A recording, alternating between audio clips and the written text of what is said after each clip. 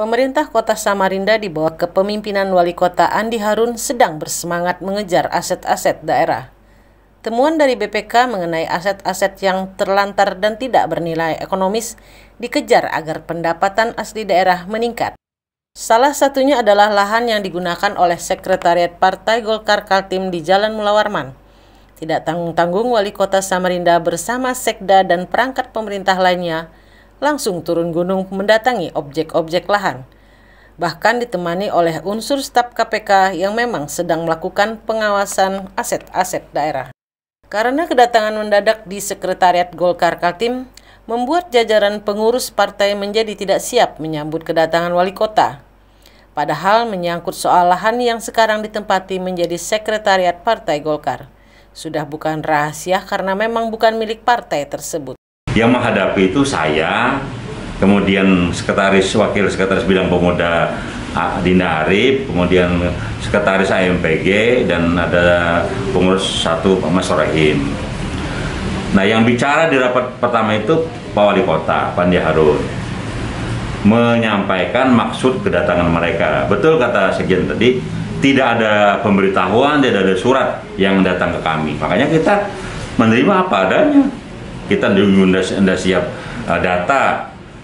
Yang saya jawab yang saya tahu tentang Golkar ini itu. Nah, saya jelaskan. Belum menjelaskan dulu ini milik Pemkot berdasarkan sertifikat ini. Ini kopi sertifikatnya. Dijelaskanlah ke kami. Itu. Dan ini sudah temuan BPK sejak 2013.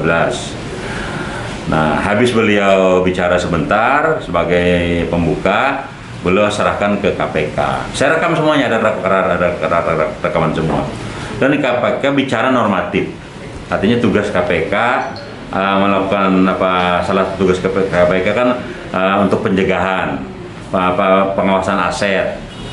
Nah, saya tangkap satu poin KPK kemarin itu berdasarkan regulasi di Perpres tentang aset itu adalah adanya win-win solution. Golkar Kaltim tidak pernah mengklaim sebagai pemilik tanah untuk sekretariat partai beringin itu. Namun keberadaan sekretariat sudah ada sejak zaman Orde Baru, di mana gedungnya dibangun dengan biaya dari kader-kader Golkar sendiri, sedangkan tanahnya milik pemerintah. Sejak Wali Kota Samarinda Ahmad Amin dan kemudian berganti ke Sahri Jaang, diakui para pengurus Golkar kalau mereka sudah bersurat dan mendiskusikan mengenai solusi pemerintah mengenai lahan yang sekarang menjadi sekretariat Partai Golkar. Hanya saja diakui, sejauh ini belum ada titik temu, sehingga di era Wali Kota Andi Harun diharapkan sudah ada win-win solution. Nah, ini sejarahnya panjang, saya bilang. Ini setahu saya hasil pampasan perang, tapi bukan, saya sekarang juga dengan kata lain, perebutan gedung ini adalah ex rumah-rumah Cina pada waktu itu. Ketika pasca 65, orang-orang Cina kan diusir dari Indonesia ini, karena anti-packing waktu itu, zaman Pak Karno kan. Lahan ini kosong, kemudian dikuasai oleh tentara, Kodim dengan Kodam yang menyita ini. Nah, oleh Kodim-Kodam kan dulu kan Golkar zaman dulu kan ketuanya tentara, dan itu kan tidak bisa kita lupakan masa lalu itu, karena kita berhadapan dengan PKI kan waktu itu.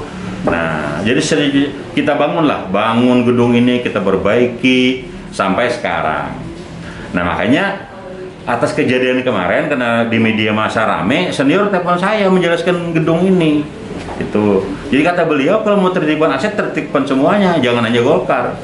Karena tanah ex Cina itu diantaranya Hotel Merkur, ruko di samping kita ini, Plaza 21, banyaklah kata beliau. Kalau kita ingin menertibkan aset. Lahan sekretariat Partai Golkar di Jalan Mula Warman kini berada di kawasan ekonomis dengan harga miliaran rupiah per meter persegi. Para pengurus Golkar sendiri mengapresiasi supaya pemerintah kota menginventarisir aset-aset daerah, walaupun akhirnya berbenturan dengan lahan sekretaris Partai Golkar. Tim Kaltim TV Hardin laporkan.